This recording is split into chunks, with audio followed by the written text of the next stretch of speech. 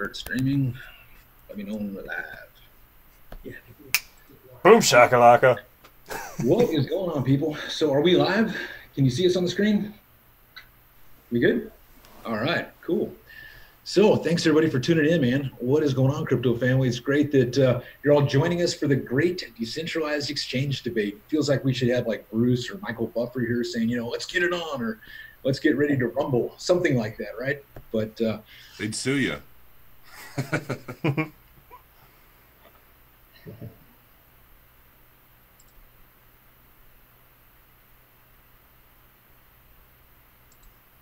Beadles lost audio. Yeah, just lost your audio, Beadles.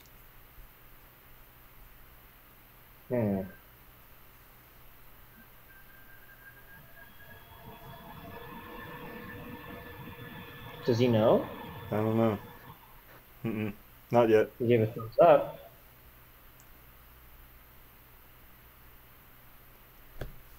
Well, everybody, welcome to the great debate. I'll fill in for him for a minute until we get his audio back. Welcome to the great debate. Keep the fight clean, and let's get ready to rumble. Obviously not the trademark rumble. This is rumble spelled W-R-U-M-B-L-E. Can't hear you. Oh, yeah, a little bit. All right, sweet. All right, so like I was saying, there's been a lot of questions. Is the need and effectiveness to the current state of decentralized exchanges and where DEXs need to go to be a viable solution, especially against like centralized exchanges.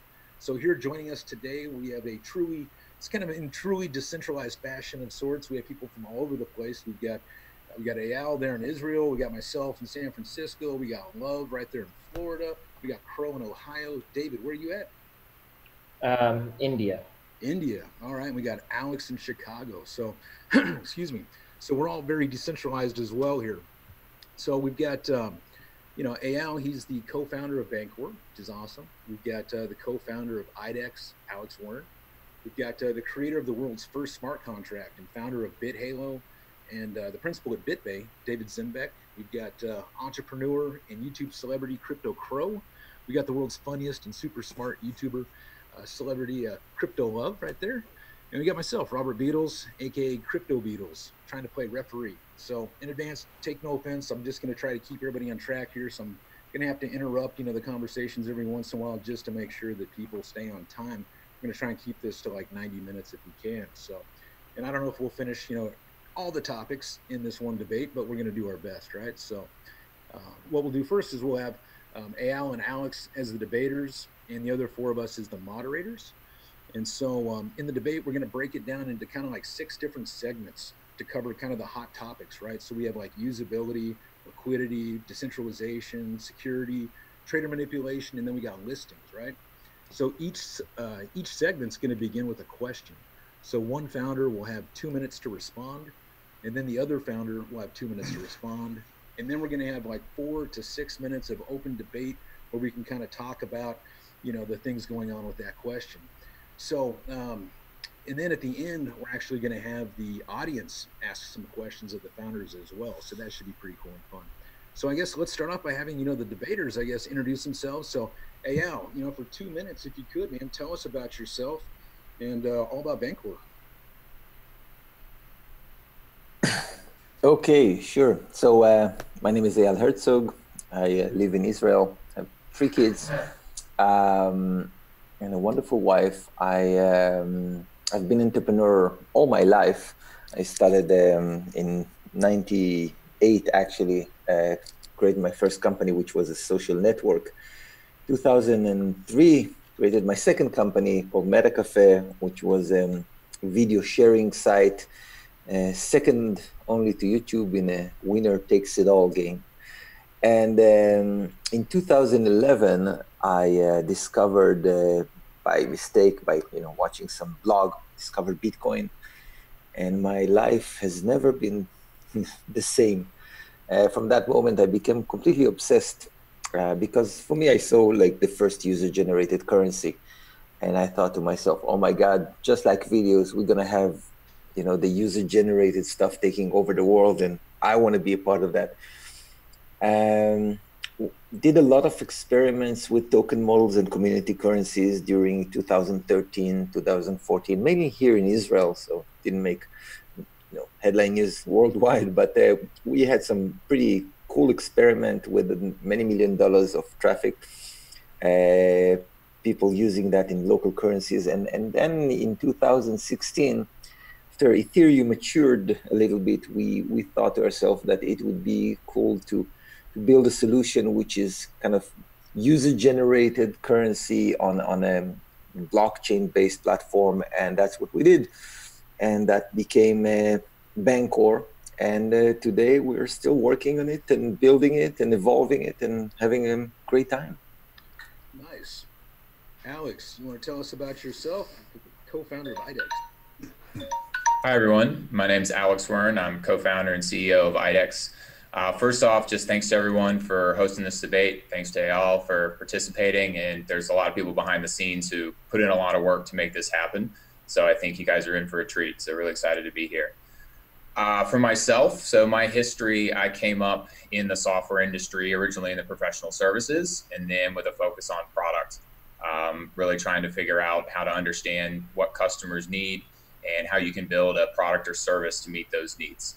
I had roles at IBM, Adobe, and Amazon in various product management fashion, really taking that user-centric design approach to try to create the best solution for both internal and external customers.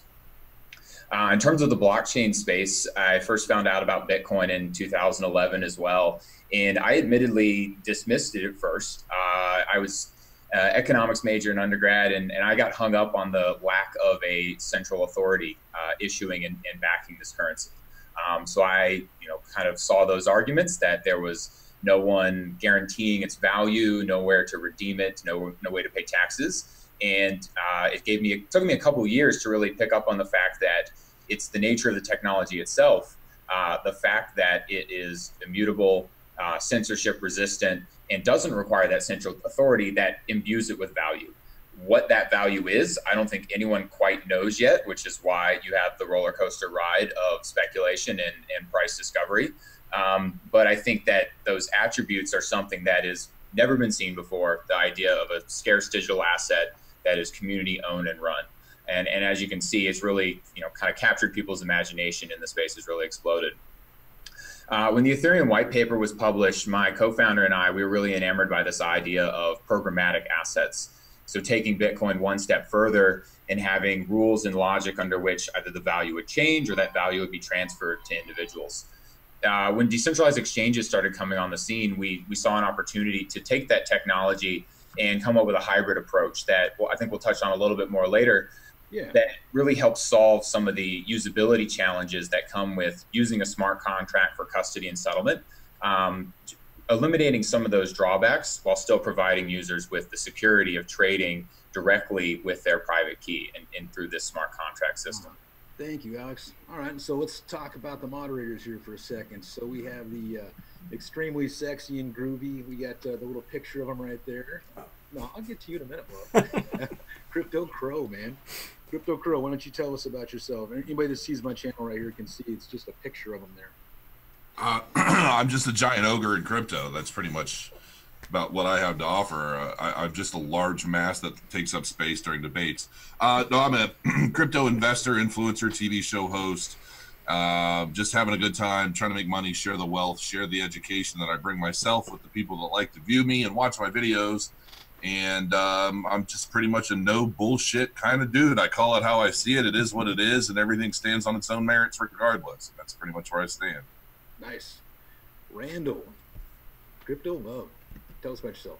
All right. So I used to be a computer programmer, did some satellite programming, then became a veterinarian. Didn't like that either. Then I got into YouTube. Love doing this stuff. My channel's about educating, entertaining, and beard grooming tips.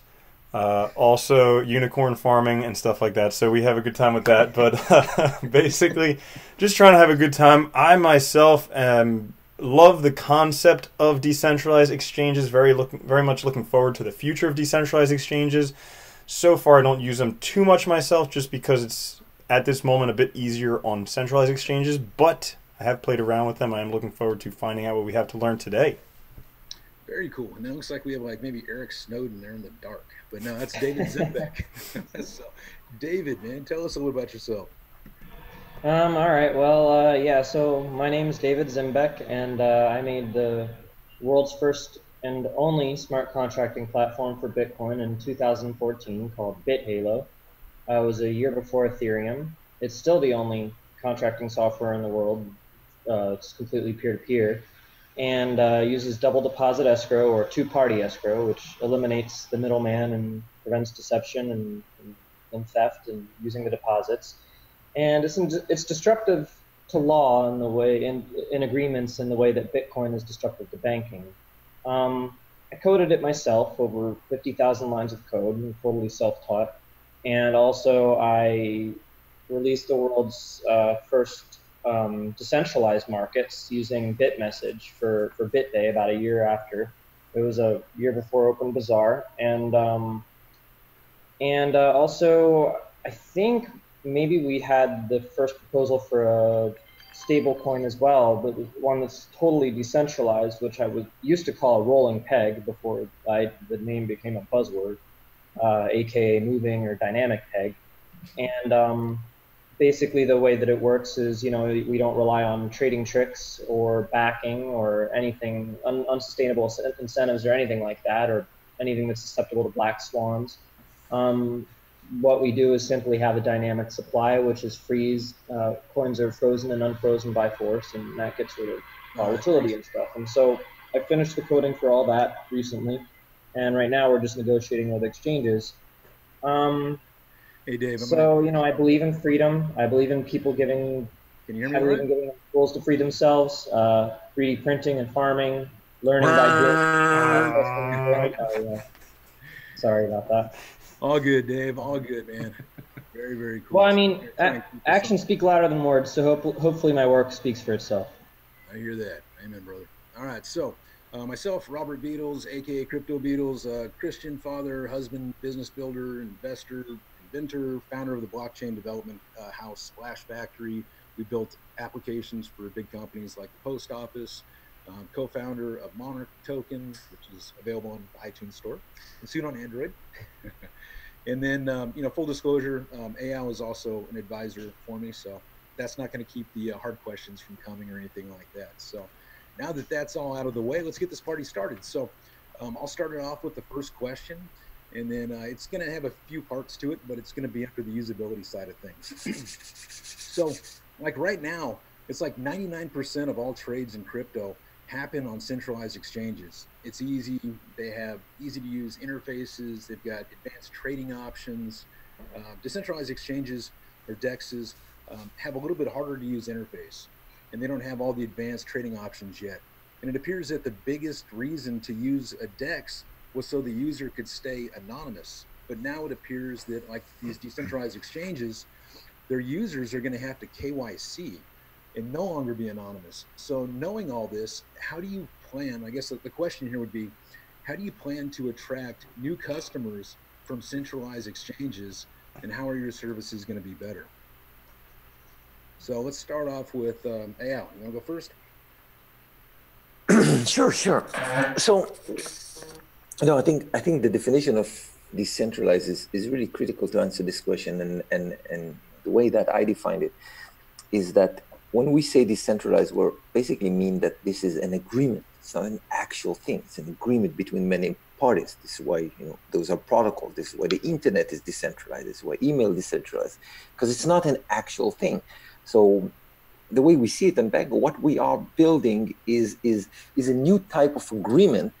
And just like Bitcoin as an agreement creates a digital asset out of it that people can trade and move between them to move value online with no permission, then when you have an agreement about how to exchange assets on a smart contract platform in this case, then those kind of agreements, they cannot really be stopped, because it's like a language. You cannot just tell people how to speak or not. It is a non-existent thing that can be stopped. And I think this is a lot of the potential in blockchain space and in the internet in general, is based on the evolution of those very, very sophisticated agreements that they're not services, and that makes sure that they always keep the best interest of the user in mind. If that was, if Bitcoin was a service, at that point they would probably think about what kind of fee they should take for themselves. But because it's just a decentralized agreement between users, it is more powerful. It can be compared to open source software, that even though there's absolutely no business model for open source software, we keep seeing that taking over the entire world, to the amazement of so many people that don't even get it. How come even anyone works on those open source software? But it's this ability to fork them, and the fact that there's no center and no control, that make them being able to evolve in such a way that they basically beat any other product in the market. And that's what I believe. I believe that anything that can be established through agreement will be established through an agreement, and any service that would try to compete it would end up like Prodigy and AOL and CompuServe trying to compete with the internet. All right, so Alex, I guess the question would be, with the lack of functionality with all the advanced trades, and now it's possible that KYC is going to be required on a decentralized exchange. How is it that you're going to attract new customers from centralized exchanges over to the decentralized exchange sector if they're no longer anonymous? So I disagree with your statement that anonymity is the #1 reason to use a decentralized exchange. I would say that the primary reason to use it is security and this notion of self-custody. So in order to trade on a centralized exchange, the first thing you have to do is send your cryptocurrency to a wallet that they control. And until you actually withdraw, until you get it back in your wallet, it's out of your hands, and you're trusting them to manage that process, which, as we see time and again, is more difficult than it sounds. And they're continually going to be a target for hackers and thieves. So that's just a fundamental premise of a decentralized exchange, is that, as Eyal was saying, everything's managed via a smart contract and those peer-to-peer agreements. So there's nothing that can happen when you're trading on IDEX or Bancor that isn't explicitly authorized with your private key. There's no trades or withdrawals that are going to happen without you specifically signing something. So it decentralizes and diffuses that security risk and puts the end user in control. In terms of usability, I think there's ways to start adding layers of functionality that make a decentralized exchange feel more like a centralized exchange. This is part of our core design, where, unlike other decentralized exchanges where end users are responsible for submitting trades to the contract, we actually have the exchange itself submit signed transactions on behalf of the user. So you and I still have to agree to something and sign it with our private key, but the exchange is responsible for submitting it to the contract. And because the exchange has a limited set of control in terms of dispatching trades, we're able to do things like prevent front running, have real-time trading where order books and balances update immediately. So it gives that feel and speed of a centralized exchange with the security of a smart contract. There's other things like that I think eventually you'll see DEXs be able to support all of the different functionality, stop loss, various order types that centralized exchanges support, but with the notion that it's all managed via your private key. Cool. All right, guys. So we got 4 minutes here to basically just kind of, have an open debate, on everything that was just said. Who wants to go first? No, I just maybe a comment about what you said about, KYC.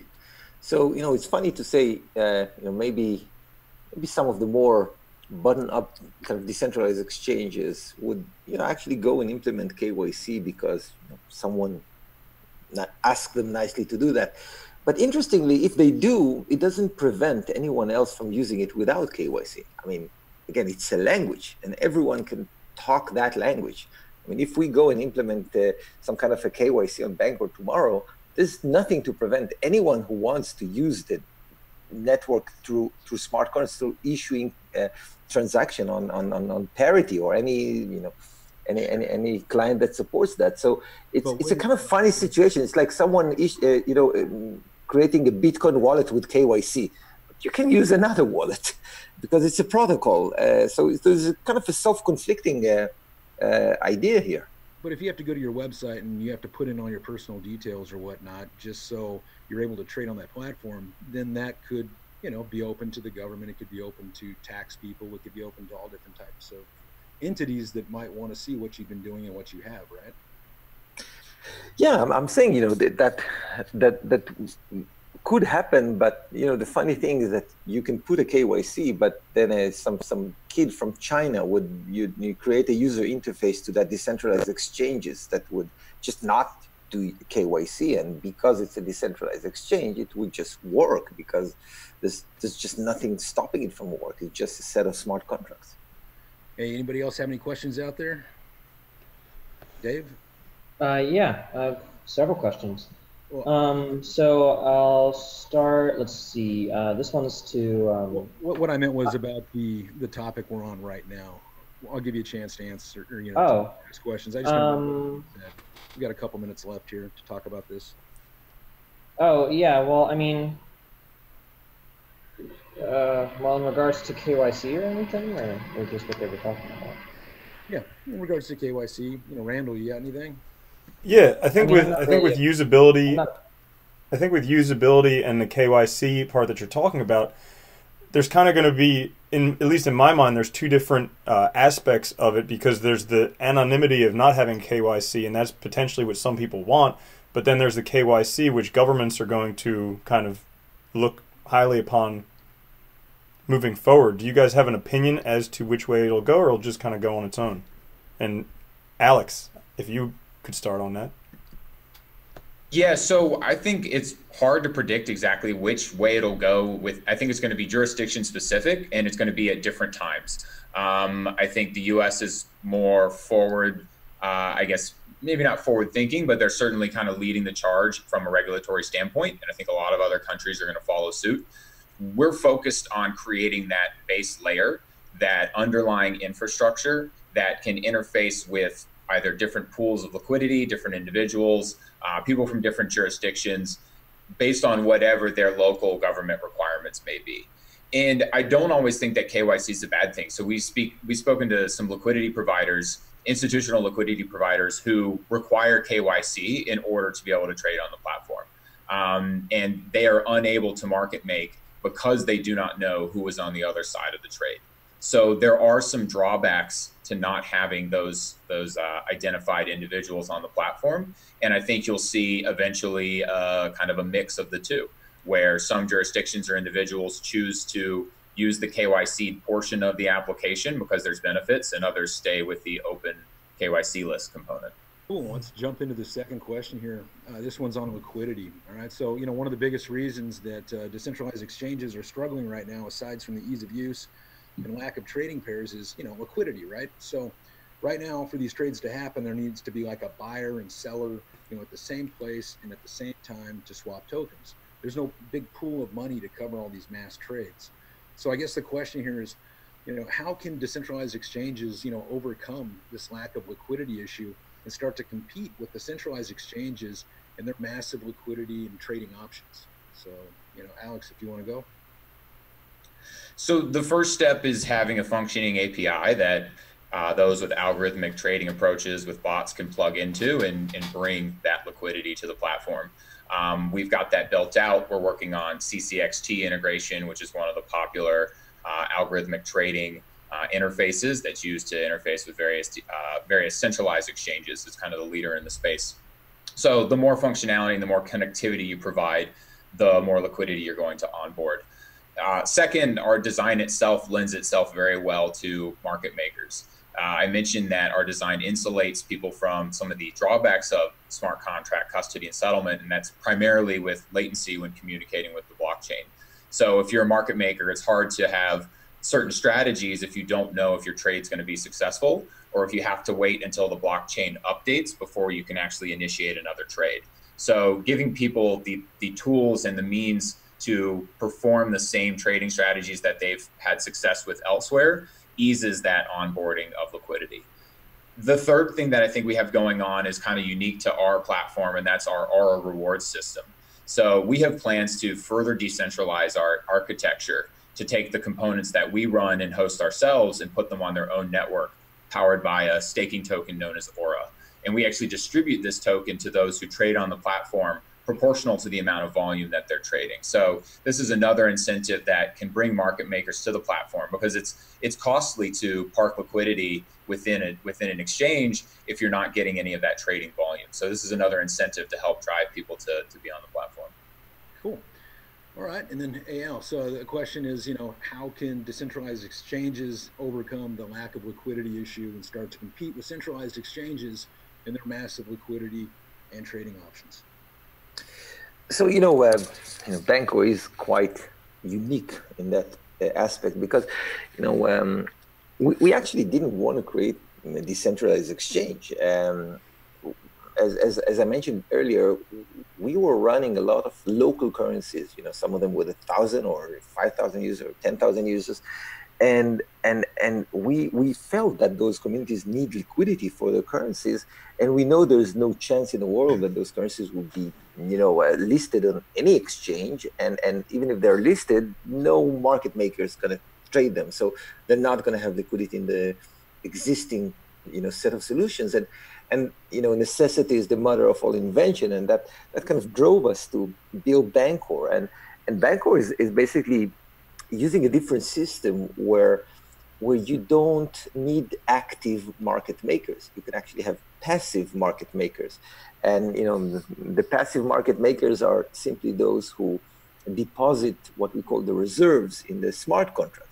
So it's a completely different system where we have the basic component is a token relay. And token relay hold two tokens, let's say token A and B, and it basically works on in a very simple assumption that whatever it has in token A equals to whatever it has in token B. So let's say there's 100 token A and 100 token B. The smart contract will say, oh, so that's a 1-to-1 ratio. And let's say some user comes and want to convert A to B, so he sent to the contract A, he gets B. And now you have 101 A token on one reserve and 99 B tokens on the other reserve, and now the rate has changed. So it's not 1-to-1 anymore. It actually B becomes more expensive. So as users kind of convert from side to side, it's like you can imagine it like a vending machine. You put one, you get the other one, but the rate changes as you do that. So you don't need to be connected to a counterparty at all, and this mechanism would essentially guarantee liquidity to any size currency. However, it's not unlimited liquidity. The liquidity is dependent on how big is the reserve, how much is deposited there. All right, we'll let you continue with that thought. We got 4 minutes, guys, to to have kind of an open discussion on this. Who wants to take the charge? And we got any questions? So one thing that I've noticed with decentralized exchanges is that oftentimes the order books are so thin that trying to purchase any significant amount of a cryptocurrency can change the price drastically on there. When you mentioned APIs, Alex, I was thinking, is there anything in the works, or is it even possible to connect multiple decentralized exchanges to have even larger networks to draw from the liquidity? There are some initiatives there. So 0x has that idea of open sharing of orders across relayers. The challenge, as I see it with that approach, and I think why it will be some time before we see success, is really that coordination problem. So if you have an order that is visible on multiple exchanges, but you're waiting for the blockchain to determine when that order has been filled, then you can have this kind of exacerbated situation where you're more likely to have the race conditions, is the terminology, where multiple individuals are trying to fill that order at once, and someone's going to have the order fail.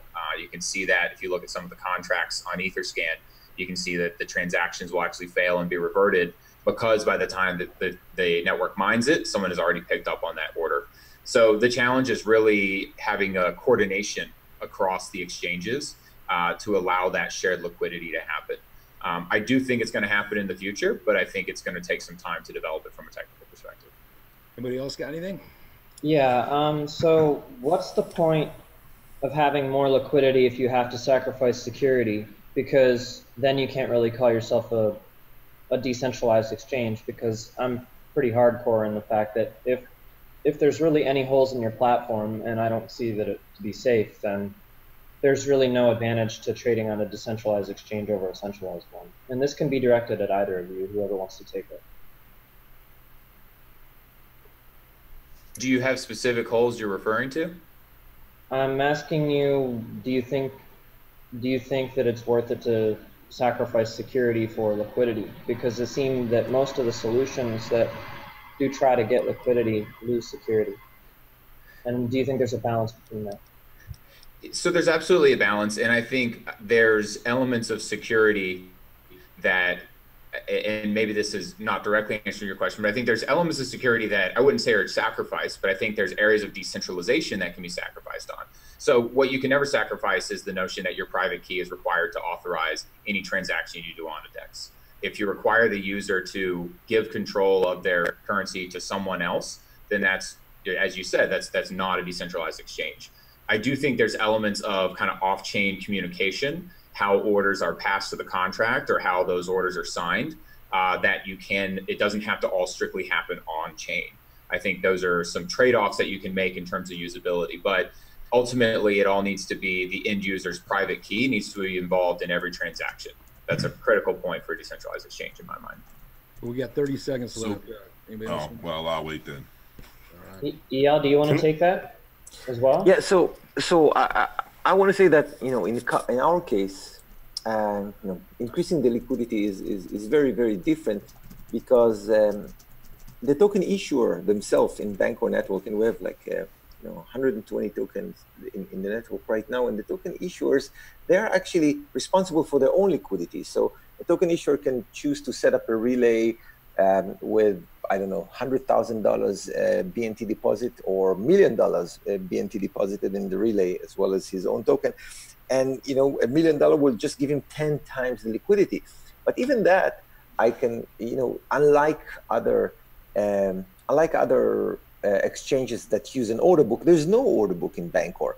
And what happens is that if someone is, you know, buying from a relay, buying a token, he can know in advance what kind of slippage he's going to experience.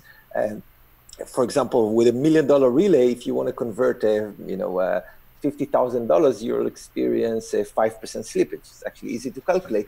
But if that's too much for you, you can, you know, convert $10,000 every few minutes, and that would work because as you move the price is always rebalanced back to the market price quite immediately by arbitrages. Because, you know, if I bought this, we're yeah, about 30 seconds over, so okay, we'll just jump right into the next question here. If you want, Dave, you take this one. It's on decentralization. Whatever question you want to ask, and you can even tie back into this if you want. Okay, well, I'll just I'll start with you, IDEX. So you guys seem to trade Ethereum tokens, which is good for decentralized exchange because it keeps it relatively secure when you don't have to do atomic trade. However, if a user signs a transaction, but IDEX says that it's in a way that the people who, you know, they reroute debt, correct? So how is debt routed, and how is it different from, say, like a multi-signature exchange? And can IDEX collude on trades, and can they choose not to broadcast? And how is this decentralized, and what can be done about it? So I'm not quite sure what you mean by debt. So maybe if you expand on that here. Just well, like if Alice owes Bob, right? Mm-hmm. And you guys, you know, broadcast different transactions, then what happens when you want to route the debt from Bob to Joe? Or do you just reroute Alice's debt to Joe? Or does Alice sign to Bob directly, and then does she have to be online to re-sign to send debt to Joe? If that makes any sense. Gotcha. So every trade is a swap within the contract between the two parties that are involved in the trade. So when you actually sign a transaction, you're actually committing to a trade with a specific counterparty. That's actually part of the trade function within our contract. Now, your other question is like, how do people know that either what they're signing is legitimate or that you know, the exchange is providing them with the best order? So I think the reality is that any DEX that has a user interface that goes through a website struggles with these challenges. So you have to just be as open and transparent as possible. I think having the blockchain and having the smart contract be open, and you can see all the transaction as they settle on chain, would make it easy for someone to see if we were using accounts to insert ourselves in front of others' trades. The other piece is, you know, how do you know that what you're signing is actually legitimate. So we've created we call it the transaction hash verifier, which allows users to kind of decompile the transaction hash that they're going to be signing before they do so to verify the inputs of that transaction.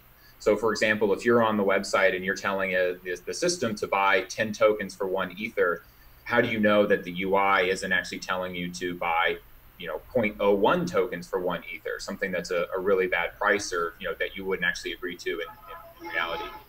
That's where we have this transaction hash verifier that allows you to see the components that went into creating the hash and verify that the hash is correct before signing it via MetaMask or your ledger. So that way you're actually able to understand and confirm that what you're agreeing to is what you think is going to happen. But is all of that automated client side with some sort of script, or would they just have to look at it with their own eyes? Yeah, so we have an open source GitHub tool that allows you to use that transaction hash and unpack exactly what's gone into it so that you can verify the contents before signing it. Okay. So the next question is directed to Bancor. What is an exchange without an order book, and why would a user prefer to trade with such a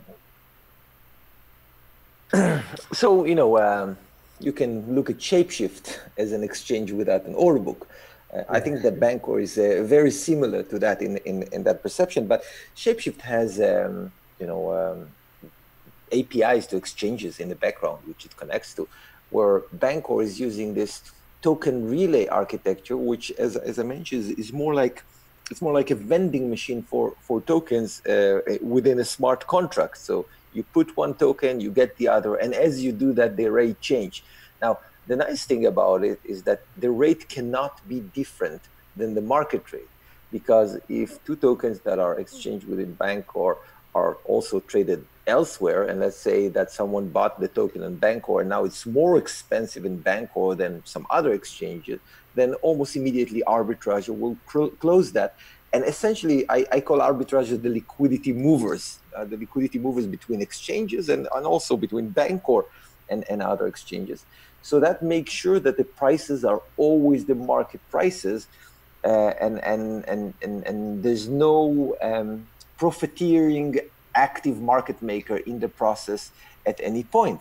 And that's actually a very different system that all the order book exchanges uses today in the world. And it has 3 main advantages. The first thing is that you have guaranteed liquidity. There's no illiquidity risk when you do that, because the smart contract always going to have tokens for you at the market price. It cannot not have that unless people stop being greedy and stop arbitraging, but it's always going to have tokens in market prices. The second advantage is that it is also a cheaper liquidity, because again, you don't need market makers for that. They don't need to work. I mean, today exchanging token requires labor by market makers or some kind of activity, and with the Bancor model, it's just not needed. You just deposit the funds and they work for you. And the third advantage is that it's actually a much safer liquidity and much more secure, because you cannot pump and dump in Bancor. I mean, that's just pump and dump require colluding between the buyer and the seller, and there's no buyer and seller in Bancor. You always transact with a smart contract. So if you try to pump a token, you're just going to make other people rich. And you're not going to be able to artificially raise the price. And there's also no point in wash trading, because volume has nothing to do with liquidity on Bancor. The only thing that determines how much you can convert, in immediately, and how much the price will move because of that, is how much is deposited in this token relay smart contract. That's what determines your ability to convert, not something else. Cool. So we've got 4 minutes. Who wants to jump in and ask some questions? Well, I still have a bunch of questions. So for IDEX, can the arbiter submit transactions out of sequence or mining in the correct order? So when we submit transactions to the network, they're broadcast as soon as the users sign them and submit them to the exchange. And we use the Ethereum nonce to ensure that transactions mine in the correct order. So as you know, every address on the Ethereum network has a nonce, which increases by 1 every time you mine a transaction. The purpose of that is to prevent replay. So if I send you 10 Ether, you don't want the miners mining that transaction again and again. And we actually use this to our advantage to ensure that transactions bind in the correct order. So whatever sequence the transactions occur on the exchange, they're broadcast to the network with the appropriate nonce. And then the miners do the rest in terms of making sure they mine correctly. Okay, and then Bancor, I have a question for you. And I don't mean to bring up the past, but I see that you guys, there was a hack recently. Can you explain what that news was about? And how is this any different from the risks of a centralized exchange? So how can users know that this won't happen again? Oh, you know, the hack actually was to the specific contract of BNT that has nothing, no user funds obviously involved in that, because we have no access to the user funds.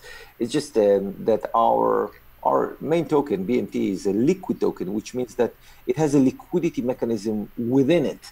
And, you know, this is still, you know, technology that we improve and develop. And, you know, there's other, that technology, it's actually being employed in EOS, in the RAM trading.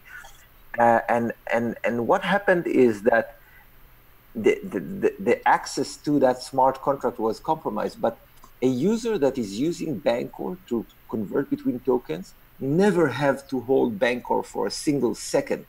Bancor is just an interim currency which is being held within an atomic transaction. So, for example, if I want to convert, let's say, Ethereum to POA or to you know, some other token, then within a single transaction, my Ether will be converted to BNT and then to the target token within a single atomic transaction. So BNT is, you know, used very much within the decentralized exchange, but no user needs to ever kind of hold it directly. And in any case, you know, it was a hack, you know, basically to the reserves of that particular contract, and you know, not to anything that has to do with the actual trading. Got about a minute and 10 seconds left. Do we have any time? Because I do have one question that I'd like to send out to both of them. You're going to have the next question to both of them under security, if you want. Yeah. So if you were an attacker, how would you attack your own platform? And I'll start with IDEX. Good question. That's a fantastic question. I don't see why I would answer that in a YouTube. Well, you should, because this is people's money we're talking about. So I'd like an answer to this question. Okay. I guess I would go after the fee account. I'd try to find some way to compromise the way we're collecting funds, because the design of the smart contract means that individual users' funds are safe. And so, you know, the best way would be to attack IDEX itself. Okay. And EL, do you have any ideas for attacks on your own platform?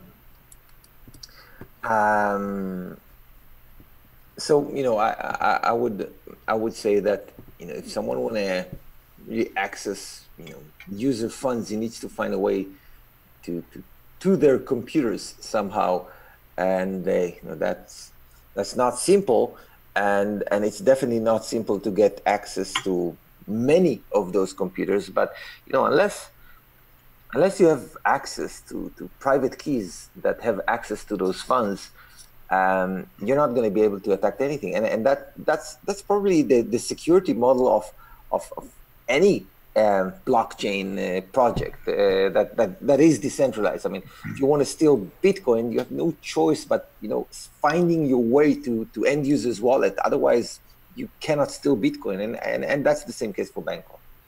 I'm going to interrupt here real quick, just because that was actually one of my questions that I was actually planning on asking. And, you know, when I think about, you know, these decentralized exchanges and the information and the data gathering and all everything that kind of goes into it, it's a question like, how do you hack your own platform? It's not actually a stupid question, in the sense that I want to know that with you running a decentralized exchange, you know what people are going to do to try and hack you, and therefore thwart those attempts. So if you already know where some of those weaknesses are, and you are working on them already, or you've already, you know, thwarted those potential loopholes, or if that's what we're kind of getting at. The other side to that is, if I have to deposit my private key into a platform in order to access my wallet, hey, of course I want to know that it's safe. But on top of that, let's say that somehow somebody manages to steal my private key. I want to know that just because they have my private key doesn't necessarily give them access to my shit. And I think that ultimately there are ways to strengthen the security of these decentralized exchanges to the point where just because you have the key doesn't mean you have access to my wallet, whether that is using additional photos. I mean, there are a lot of different ways that I'm sure that this kind of environment can be strengthened, but I think that's ultimately what sums up the question as a whole, and I think it's an important one. Yeah, so to keep us on track, you know, if you guys want, I'll give you guys both 2 minutes to answer that, and we'll use that as Dave's question. You guys want to elaborate on it? Sure, I can elaborate on that. So I think, you know, haven't had a minute to think on this question, so it's definitely a good one, David. I'll give you that. I think Al nailed it, that you really have to go after the end user. And the way they're going to do that is they're going to try to throw up phishing sites. It's going to be things that look like IDEX, you know, IDEX.market, where one of the letters has, you know, a small change to it in order to trick users to come to that site. So you know, we actually have initiatives to try to stop some of those phishing attacks. So we've teamed up with some other experts in the space who are actively monitoring for those sites, taking them down, you know, trying to help us combat that problem. So to Crow's question about the private key, so if you're entering your private key into the browser at one of these phishing sites, you're absolutely right. You've been compromised. They now have access to your key, and you can assume that the first thing they're going to do is go to IDEX and withdraw those funds. That's why we have multiple different ways of connecting to the site that don't require surrendering your private key from your hardware. Those being Ledger or some of the software wallets that are available, such as MetaMask, Trust Wallet, etc. In those cases, you're not actually exposing your private key to the website. You're just using the private key to interact with the website and send it instructions. In this case, sign and approve transactions and trades before they're actually broadcast to the network. So I think that separation of private key from the exchange is critical for maintaining the user security. But you do say that you have arbiters on your platform. So, I mean, if you were an arbiter, how would you attack your platform? Because I noticed that from your white paper that you don't always broadcast or something, so that you can have much higher liquidity or something like this. Can you kind of explain that? Because it's something I was really meaning to understand. Let's save that for the debate if you want in the 4 minutes, so that way we can have you answer the question first if you want. That way we kind of stay on track. Okay. Yeah. So you know, first of all, you know, I fully agree with Alex. Those are the risks, and you know, it's important to say that, you know, at Bancor as well, we support hardware wallet, and you know, definitely if you store any significant amount of money in crypto, you shouldn't have your private key on anywhere near the computer. You should just use it on the hardware wallet. So not just sending it to other. Of course, you should never send your private keys to Bancor, but if that's a large sum of money, you should not even let your private key on your computer. You should do the signing from the hardware wallet, support it within the platform. It's pretty straightforward, and that's the way to go if you want to be really secure, and we recommend that for large amounts. All right, so we've got about 5 minutes here. So you guys want to, you know, kind of discuss this a little bit more? Dave, you have more questions you want to elaborate on? Yeah, mine was just about arbiters. And you know, how is that not centralized? And how would an arbiter attack your platform, especially, you know, like all that stuff? So, do you mean arbitragers or? No, so he's referring within our referring within our system specifically. Okay. So we have this term, we call it the arbiter, and it's the part of the system that's responsible for broadcasting signed trades to the network. And your question was, how is it not centralized? And today it is centralized. It's something that we are responsible for running within our own systems. The key point, though, is that this arbiter, this function, does not broadcast anything without the end user's permission. So you and I enter into a trade, we sign it with our private key, and then it's this part of our application that dispatches the trade to the network. And because there's one central component that's responsible for dispatching trades in the correct order, we can actually update everyone's balances in the order books in real time. So it gives this feel of a centralized exchange with the security of private key authorization. And this is where I think, you know, we are about pragmatic decentralization. So we think that this is a valid trade-off in order to give people the usability of decentralized exchange with still ensuring that nothing can be done without explicit authorization from their private key. But I don't mean to really pick at your platform or anything, but if an arbiter is responsible for broadcasting and wants to stop something like double spend or so when we broadcast transactions, we have a nonce in our transaction, and each user has a nonce in their own transaction that they're agreeing to. So it's impossible for us to broadcast a single trade more than once. Okay, but what if they just refused to broadcast it? Like you collude on your own trades. So, or like is the trade atomic? So like if Bob trades with Alice, is it totally atomic, or the trade just doesn't happen, or is it like Alice and Bob? That's exactly right. It's atomic. So it would either the worst case would be that the trade doesn't go through.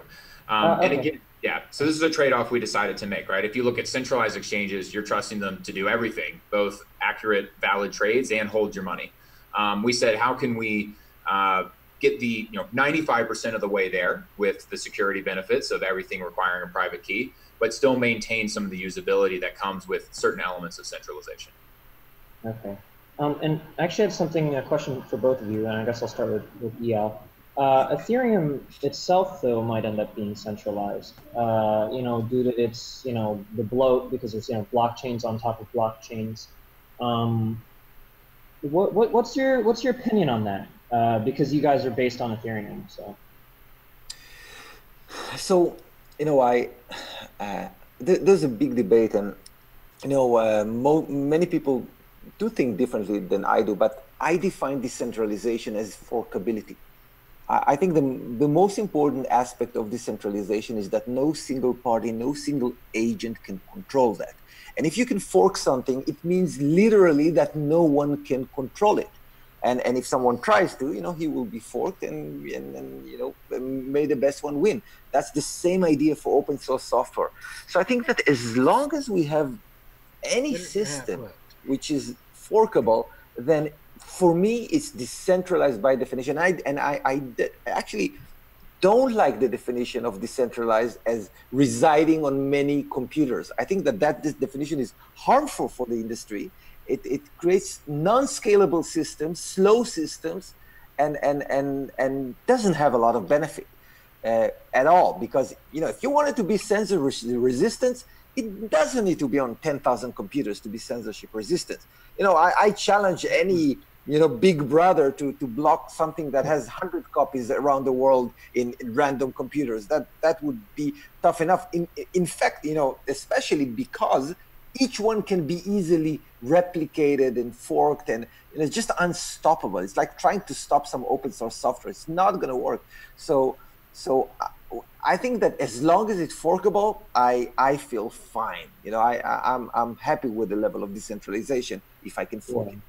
That's a good answer, because I guess if anything happened with Ethereum, you guys could always go your own way with the information from that you get from Ethereum. So cool, man. So we got about 15 seconds left. If you want, hey Crow, you want to jump in? Let's ask Al a question. What do you got? I'll make it an easy, quick one, I guess. One of the questions that I have in chat is why should anybody choose to use either of these two exchanges over what's already working for them? So, first of all, I think that when we're talking about users, we need to remember that there are multiple sides. For example, there are tokens that want to be listed. If you want to be listed in some big exchanges, it will cost you millions of dollars. For us, it was very, very important that, because it's fully decentralized, you don't need to ask for a permission to be listed in Bancor network or, to participate in Bancor network. You just take our code of the smart contract, you deposit BNT, you deposit your own token, and people can trade you. So that is very important aspect, which is not just the end user side, but I think that also on the end user side, and that has to do not with the fact that we are decentralized, but with the fact that we are using a different method for allowing end user to convert one token to another.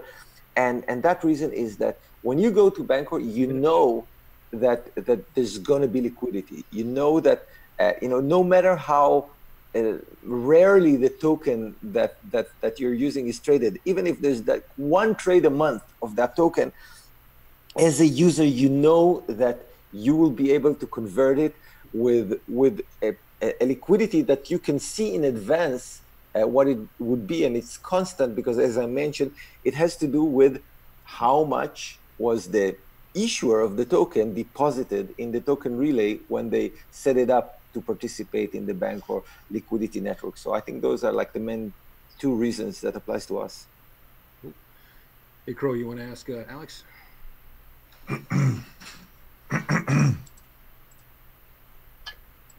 Ask Alex. Sorry, I mean, same question. I guess basically, why would somebody, use your exchange over a centralized one when the centralized? oh yeah, I thought you were looking for another question. Yeah, he's more than welcome to answer the same one.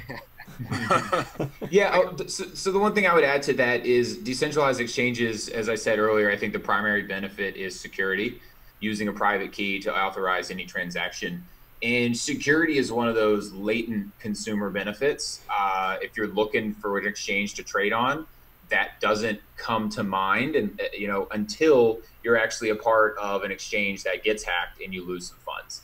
And then it becomes a question at the forefront of the user experience. So I think as you continue to see over time issues with centralized exchanges holding funds and keeping them safe, you're going to see more and more people driven to the appeal of decentralized exchanges. I have one more quick one. How will the two of you be able to work on like aggregated exchange platforms? Like hedge fund trading, like blockchain terminal, for example, the aggregating trades across 165 exchanges, how will you guys play a role in that, or will you? So I don't know a ton about blockchain terminal solution. I'm familiar with the concept. I think all of these struggle with the same problem, which is how do you move liquidity from one exchange to another in order to take advantage of arbitrage opportunities. So just to talk a little bit on that, that's really the role that Tether fills in the space from a fiat side, being able to move that token quickly in order to arbitrage your fiat position. There's others like Noble Bank, which are using a centralized approach to this, where they hold a bunch of funds on different exchanges, and you hold your money with them and can quickly move your position from one exchange to another. So I imagine that we'll see the development of smart contract-based solutions for doing this for the crypto side, which will allow you to easily move your cryptocurrency and kind of have it allocated, if you will, to various exchanges. And then in that case, you'll be able to quickly arbitrage and take advantage of those different order books. So as that tech evolves, we're going to see how we can plug into those. Cool. All right. So Randall, it's your time to shine, baby. What's your question? What do you got? All right. So I think the question I was supposed to ask was about listings. So one of the benefits that I found from decentralized exchanges, at least during the altcoin bubble, was that they had cryptos on there a lot sooner than the big exchanges, so you could buy them before the Binance pump. And so that was one thing that helped make a little bit of money then. But what specifically do you need to do to get listed on your exchanges? Because some exchanges, they're pretty much as soon as they're out of ICO. Some we don't see them as soon. So, I mean, both of you, Alex, you spoke last, so please, y'all first. So, I mentioned that in order to be part of the Bancor liquidity network, to allow people to convert from your token and to your token from any of the other 120 tokens and Ether at that point. Today, by the way, the story about us expanding to EOS leaked as well. Actual embargo was broken, but it's going to be cross blockchain. But for now, it's just Ethereum, and in order to list, all you have to do is just deploy smart contract, deposit your own token, deposit PNT in the same value. If you deposit more, the end user will get more liquidity and will be able to convert more funds quicker. And that's it, you're in. Now, if you want to be also listed on our website, the only requirement is that you do something that is legitimate and legal, because we cannot obviously list on our website something that is illegal.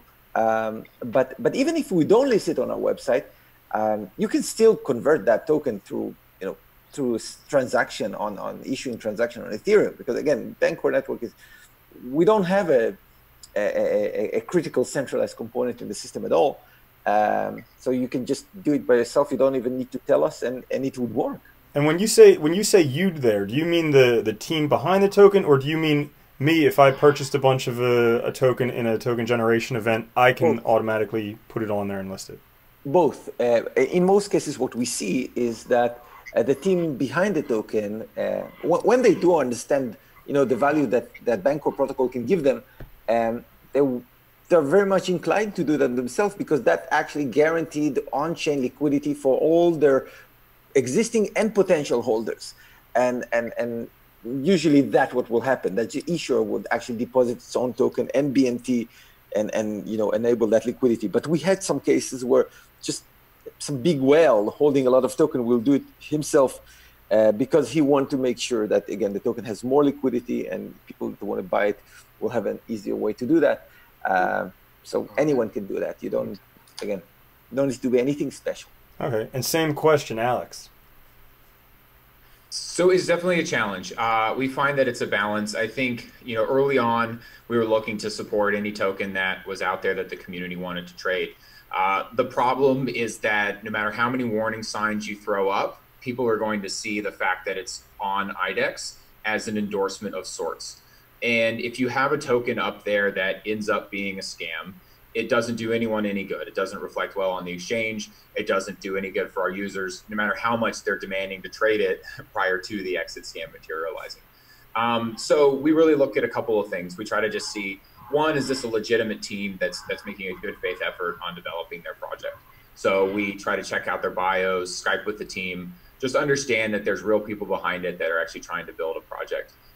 We look for information in their Telegram, on Twitter, to see if there's discussions around the tech, rather than just trying to hype a token, which may be a sign of something that's just focused on price manipulation and not actually building a product.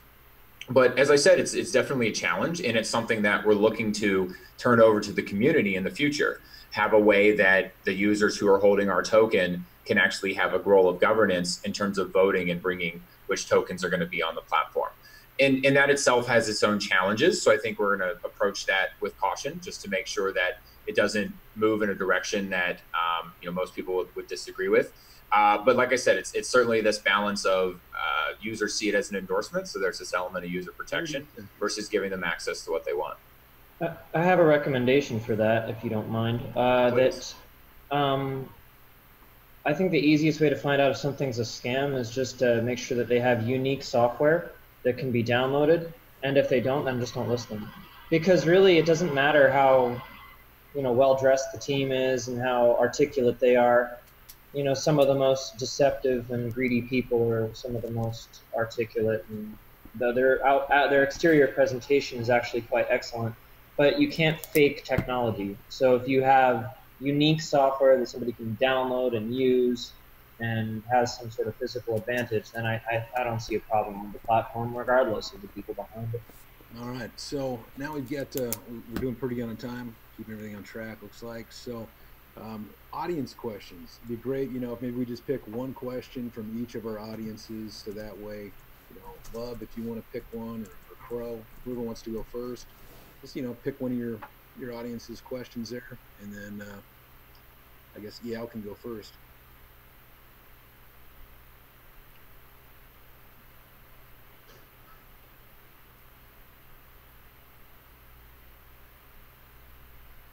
Which one of you do you think is better looking than the other?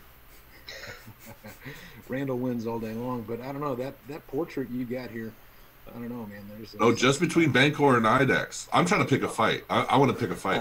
Which one of you two is better looking? Alex is obviously younger and thinner, so I think there's no competition here. So you're trying to say he's too poor to afford food? Is that what you're trying to say? Well, they didn't have an ICO. Randall, you got one yet? Yeah. Let's see. All right. Crow, what about you? You got one from your audience there? Right there in the... If not, I'll go. Crow, you got one or no? Go ahead. I'm still looking.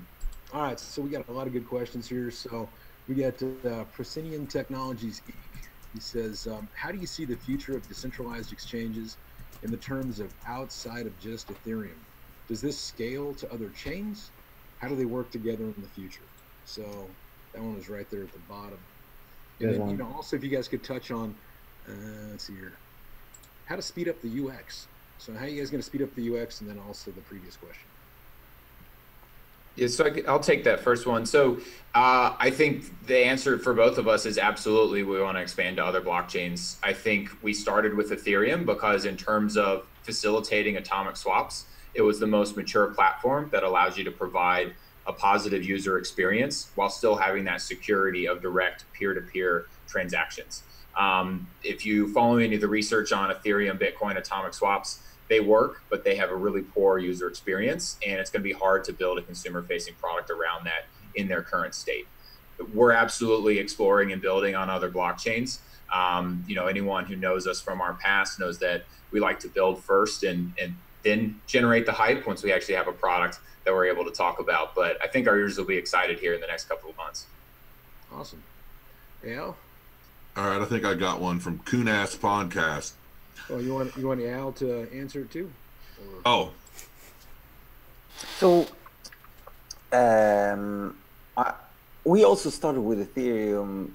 Obviously, you know, the main reason for us is that there are interesting tokens in Ethereum, and obviously, you know, in other platforms not so much. Even though seems to be changing, and obviously, in order to do this in decentralized exchange, you need to have a smart contract platform. I don't know how to do a decentralized exchange on Bitcoin. Maybe, you know, if Atomic trade. Yeah. Atomic trade is asynchronous, so it's a shared secret between the two blockchains like a hash. But the drawback is, you know, you lose speed, and you also need to download those blockchains or have them hosted somewhere, among many other things like as well as the matchmaking that required has to be centralized to some extent. I would imagine, and you know, for us, the only way to build an exchange that, again, would be decentralized to the level that if a nuclear bomb lands on Israel, which is an actual risk, it keep working. So that is something that we can only achieve with a smart contract supporting blockchain, and obviously that's why we went to Ethereum first. But I would say that, you know, as when you're on a smart contract blockchain, we actually have some ideas how to connect that to a non-smart contract cryptocurrencies. So I think that it will be possible to extend, but, you know, right now we are still figuring out connecting between smart contract blockchains, and I think that on the next phase we'll be able to extend it further. So, you know, in terms of what the future of you know, decentralized exchanges in that terms, I think that it's all going there. It's like, you know, if you ask what's the future of currency in the world, it's going to go to decentralized form, and I think that the exchanges as well, as the technology builds, they will cover more and more, and hopefully, you know, everything that can be covered. Cool. Randall, you got one from your audience, or Crow? You guys ready yet? I do. I think Crow is first. I'll go after. All right. age before beauty. I know. Could any exchange offer any kind of insurance for users in case of losing funds during a hack? What kind of like banks have 250K insurance for your funds? Basically, Adam, it's FDIC. Banks are federally insured by the federal government. With a global network like this, I don't know how either of these guys could do something like that, but I'll let you guys answer. I would say that it's not necessary for either of our systems, right? The whole point of using a smart contract is that it requires the end user's private key to interact, and they're in control of their own security. I do think you'll see these sort of insurance type custody solutions pop up as the technology develops for centralized custody. I imagine it'll get to the point where insurance companies feel comfortable underwriting some of those products. But in our case, it's something that's not necessary. Yeah, and you know, I fully agree with Alex, and I do think that, you know, if you are using your own private key in order to access the exchange, obviously it's the end user responsibility to keep its private key safe. However, and you know, it's really, if you want to insure the user from his own faults, you know, for installing, I don't know, malware on his computer and getting hacked, then Now that's going to be an interesting insurance policy, and you know, it's easily tricked, I should say as well. But I think that you can provide insurance for users if they're using some kind of a smart contract based wallet.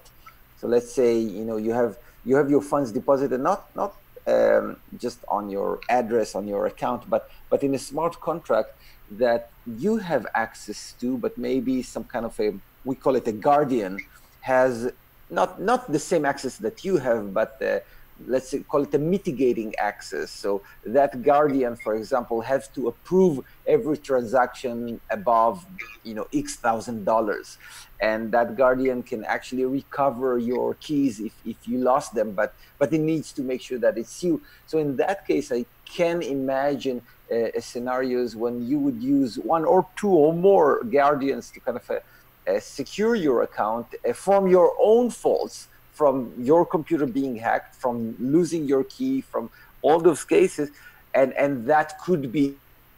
And I actually believe that this is a critical step in the evolution of decentralized system, because, you know, we have 20 years of people using the internet with this link that is kept used by, you know, my mother using it all the time. It's called "lost your password," and or forgot my password. And, you know, in blockchain we can call this link "forget about your money."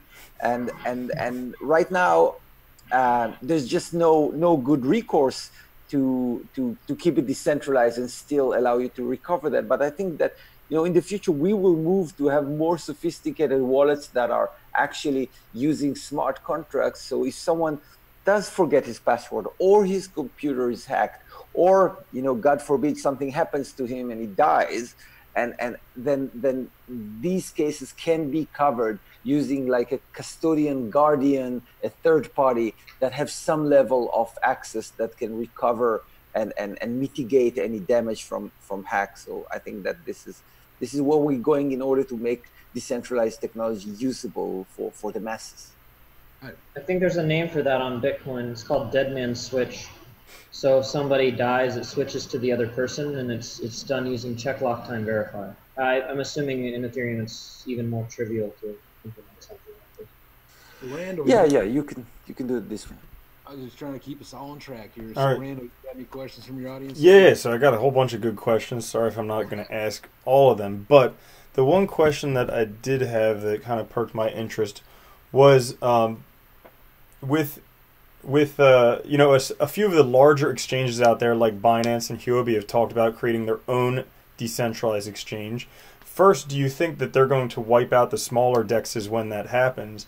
But also, second part of this same question is, do your exchanges right now have the capability or the throughput to handle the type of volume that they see, that Binance sees? So in terms of throughput, you're going to be limited by the blockchain that you're operating on. So I think that's why both of us are looking at other smart contract platforms. You know, we both started on Ethereum because that was the most mature technology at the time and where all of the tokens were. But that's changing, and I think you'd be foolish to not keep an eye on other platforms and see if there's other technologies that can better suit your needs. In terms of the incoming competition, I just think I'd point to the fact that there's plenty of examples of history of larger incumbents trying to enter a space and not being able to succeed in doing so. I think we're going to be smaller, more nimble. We're going to be able to take more risk and make faster changes. And also, we've got a big head start in terms of operating this type of technology. So, what other platforms are you looking at? I'll just list all the top smart contract platforms, but you know, we're looking at EOS, we're looking at Stellar, Icon, Qtum, really just trying to analyze which ones are going to be best for our needs, as well as keep a pulse on which ones are launching projects, because it doesn't do any good to be on a platform that doesn't have any demand. Yeah, as I mentioned, we were about to actually announce EOS on Thursday and release, not release, deploy our software to the testnet. So, you'll be able on Thursday to see Bancor testnet on EOS. You heard it here first. But, it was as I said, the news was not supposed to be out yet. The thing is that, with the volume, so I can say that, Bancor, for example, if you want to convert BNT to Ether, right now, there is a pretty large liquidity pool. So I'll give you an example. If you want to convert like $1 million, like instantly, between BNT and Ether or vice versa, that could move the price, less than 5%. I don't know, how many tokens there are in the world that you can buy with $1 million instantly and move the price. So, and the reason is that there is a large liquidity pool between BNT and Ether. So in terms of handling large transactions, definitely Bancor can do that. It's just in question of how much deposited in the relay. But when we're talking about volume of transactions, so again, we have a completely different approach. We don't cater market makers. We don't cater those people that have like million small transaction or high frequency trading. We don't believe in that. We think that the world would be way better with just market takers. And if you have market takers, if more people are converting, one token to the other, so one token will become cheaper and the other will become more expensive. You don't need market makers in order to figure out what the prices should be. They are not required for price discovery. Market makers are liquidity providers, and that's a function that a smart contract can replace. So we don't think you need a huge capacity because the real demand by real people that really actually needs to convert one token to another is not that high. Market takers are not like sitting and trading all day. They're like, they buy and hold, and that's the audience that we want to cater, and that's the audience that we believe long-term will survive because the others just can be automated. All right, so we got about 14 minutes left. We got time for closing statements from each of you guys, but we have a little bit of extra time. So if you guys want, is there any looming question out there, guys, that you didn't get a chance to ask that you guys want to? EL, do you have any front-running risks that you with your platform? So, it's a good question because there's always the mitigation of anyone that issue a transaction can say, what, this is the price I'm willing to pay, and that's it. And then, if someone tries to front run you, your transaction will not go through.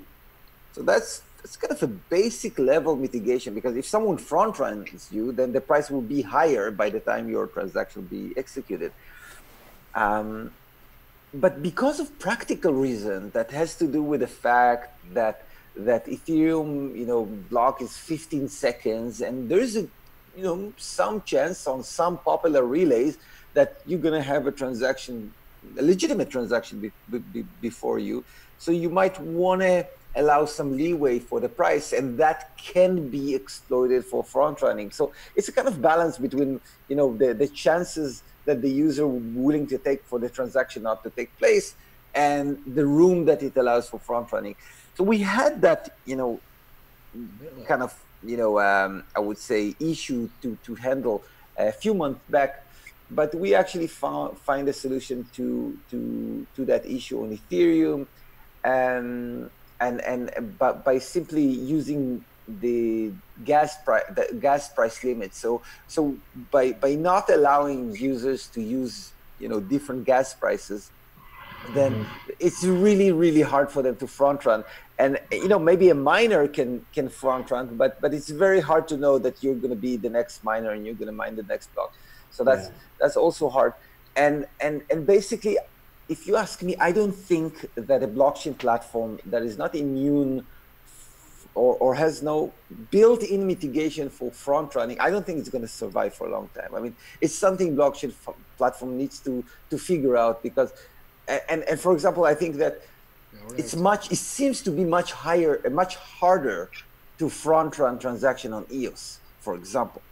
And if that turns out to be true, I mean, it's a young platform. We'll see. Maybe someone will come up with something. But if that is true and EOS is hard to front run, that would be a huge advantage, because I cannot describe how much wasted engineering time we had to put into mitigate front running and you know, and on Ethereum. And I would just love to focus on my product and not to deal with the inherent problems of the blockchain. Alex, you got is that because EOS is faster? It's also because it's faster, but also because they don't have a gas price where you can use that in order to get your transaction, because there's no transaction fee. So miners are not lured by transaction that are committing to pay them more. The miners are or block producers in EOS, they make their money from the inflation, which I think is much smarter, because you shouldn't charge those who actually use the blockchain. You should cherish them. You should airdrop tokens on the actual user actually using the blockchain. But Ethereum actually charges them, and that's a huge issue. And you know, with EOS, everyone's getting, you know, every block producer is getting paid from inflation, which means that the entire audience of EOS holders are essentially sponsors, and I think that it's much faster, and it also happens to solve seems to solve the front running issue. Sorry to cut you off. I want to make sure we end on time. So Alex, you want to add anything to front running? So this is the part of our design where we have the arbiter, the piece that actually ensures that transactions mined in order, and that once you've actually submitted a transaction and indicated your intention to buy, that no one else is able to jump in front of you. And then to Eyal's point, we would love for that to be in the blockchain itself. Until then, we've taken this kind of off-chain approach to transaction sequencing. I do think that as blockchains speed up and as their functionality becomes better and better, you're going to mitigate this risk. I think it's a really interesting point about the RAM versus gas fee on EOS. That makes a lot of sense, that if you're unable to, it's essentially a bribe in terms of gas fees, you know, pay the miners to put your transaction at the front, then it's going to mitigate some of these issues. I'll have to think through that one and understand what an ICO war looks like on EOS when everybody's trying to get their transaction in the same block. You know, how that materializes, similar to the gas wars we saw in the Ethereum days. You know, they don't have ICOs; they have airdrops. That's true. Cool. Well, that was awesome, guys. You want to, you know, we'll give you guys an extra minute on each of you guys to do kind of a closing statement if you want. Who wants to go first? You want to go first, Alex, or you want to go first, Eyal? Yeah, I'll go first. So thanks everyone for watching. I think this was a lot of fun. If you were hoping for a boxing match, I guess we didn't deliver on that, but I'm hoping that it was informative, that you came away learning a little bit more about decentralized exchanges and why they might suit your trading needs. If you want to learn more about our project, come check us out in Discord. That's where our community hangs out. We've got a lot of exciting plans to further decentralize our architecture with our own staking token. And I think it's a unique infrastructure and a unique proposal that I haven't seen from any other exchange in the space. So if you're interested in learning more, come check us out in our Discord, see us on Medium. And thanks again to all the hosts and to Eyal for putting this together, and for those behind the scenes that made this happen. This is a lot of fun. Awesome. So yes, there was no boxing match, and I think part of the reason is that, you know, we're a huge fan of IDEX, and we totally appreciate you know, the work that they're done and their success that they had, you know, with becoming I would say the most active decentralized application on you know, Ethereum. It's you know, it's beautiful to see that, and you know, we are very proud to be part of you know, that category of actual application that being used by actual people on a daily basis. And I think we have a lot to kind of learn from each other and exchange ideas. And there's no you know, we are both in the front in the front of the battle of decentralizing a whole category that is mostly centralized today, and doing the early steps and you know, learning a lot from each other. So I really want to thank you guys for this great session. Awesome, man. Yeah, I really appreciate everybody, you know, taking time out to do this. You know, it's been a lot of fun. So, you know, this is great. You know, it helps the community kind of answer some of the questions that they have with decentralized exchanges. You know, it's It's really cool. I think we can all agree that like blockchain and crypto is definitely the future. It has a way to go, ways to go before it actually goes like mainstream and things like that. And so having like open discussions like this kind of helps us, like maybe identify the problems a little bit and, maybe get solutions a little faster. I mean, this obviously didn't cover like all the issues and all the problems, and it didn't dive as deep as probably some people would like, but, maybe we'll have, another one of these. And so maybe that way the questions that weren't answered, maybe developments that you guys make, in the space to kind of solve some of the issues that we see, we'll be ready for the next debate, things like that. So I want to make one quick comment. Yeah, Somebody on my channel, Aaron Boone, he goes, it seems to me that everyone wants to start their own exchange or blockchain instead of coming together as one crypto family and focus on mass adoption instead of this one trying to do that one. Now, I just have one comment on that. And Aaron, I think, is a fairly regular guy in my chat. And I don't think he means anything negative by it. But this is what innovation is. It's different minds with different experiences working on different solutions to different problems and helping each other resolve them. Ultimately, coming together in the end with a master solution that everybody does adopt on a massive scale. That's what this is all about. So we are in such infancy right now in the crypto space that the very idea of decentralization is everybody working together for a similar purpose. And, that's exactly what these guys and other exchanges, I would never want to launch an exchange myself. But, you don't want to stifle innovation and new ideas and new developments and new technology for the sake of everybody coming together. Not at least not in this regard. And I just kind of wanted to make that point to one of my viewers. And to follow up on that, I think like mass adoption starts with the individual. So we're people in the space, and I know a lot of us use centralized exchanges on a regular. So starting with ourselves, just trying out a decentralized exchange so you can get a better experience of it, so you can understand what the problems are, what the difficulties are, to help develop them and move them forward. Agreed. So big thanks, Al, Alex, David, Crow, Love. I'll make sure that all of their information is there, at least their Twitter is in the description. So that way, if you guys want to interact with them, feel free, hit them up. Just like on all the videos I do on my channel, I give away $100 of Ethereum. So the keyword on this one will be decentralized. Feel free, whoever wins that, to go put it on, one of their exchanges. Go try out, IDEX and Bancor, maybe $50 on each one, whoever wins. See if you guys like the exchanges. Tell us about your interactions, things like that. So appreciate every single one of you. Appreciate all you guys putting this together. God bless you. Unless there's anything else, I'll catch you guys later. I want to see both of these guys at Chainwise in February. Chainwise in February. You guys this beard's going to be there. It's going to be this big. I'm going to grow one soon. Oh, awesome. Thank you so much, guys. Thank you guys. Take care. Thanks, everyone. Yeah, thank you. Bless.